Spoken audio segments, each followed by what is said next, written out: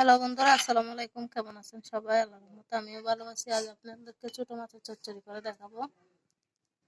তো এখানে আমি অনেক রকমের তরকারি কেটে নিয়েছি, বেগুন, আলু, টমেটো, পেঁয়াজ কুচি করে দিয়ে নিয়েছি আর কাঁচামরিচ গুঁড়া করে দিচ্ছি। এখন আমি ছোট মাছগুলো উপরে দিয়ে দিব।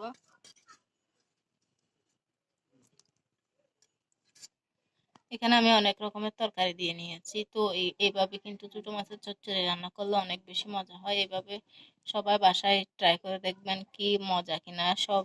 সবাই কিন্তু অনেক বেশি পছন্দ করবে এটা। তো আমার ভিডিওটা ভালো লাগলে অবশ্যই লাইক কমেন্ট শেয়ার করে দিবেন। এখন আমি লবণ দিয়ে দিব পরিমাণ মতো, তারপর দিয়ে দিব মরিচের গুঁড়া পরিমাণ মতো। এইটুকুলো মরিচের গুঁড়া, কাঁচামরিচ, একটু মরিচ একটু বাড়া দিতে হবে যাতে জাল জাল হয়, তার জন্য আমি বেশি করে মরিচের গুঁড়া দিয়ে নিচ্ছি। এখন দিয়ে দিব হলুদের গুঁড়া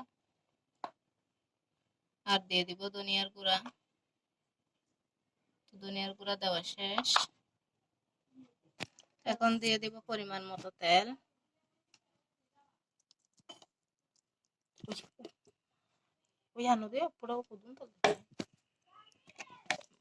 ভালোভাবে মিক্স করার পর এটা এইভাবে বসিয়ে দেবে চুলায়। তো এভাবে চচ্চড়ি রান্না করলে বাড়ির সবাই চেটে পুটে খাবে।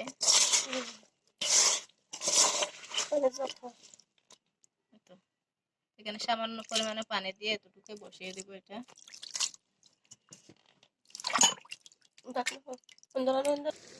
আমি বেশ কিছুক্ষণ কষিয়ে এখন এখন আমি এখানে পরিমাণ মতো হালকা একটু পানি দিয়ে দিব। তো আমি এখানে পানি দিয়ে নিচ্ছি পরিমাণ মতো। আমি এই পর্যন্ত এইটুকু পানি দিচ্ছি, এটা হয়ে গেছে। এখন এটা আমি ভালোভাবে জাল দিয়ে সিদ্ধ করে নেব। এটা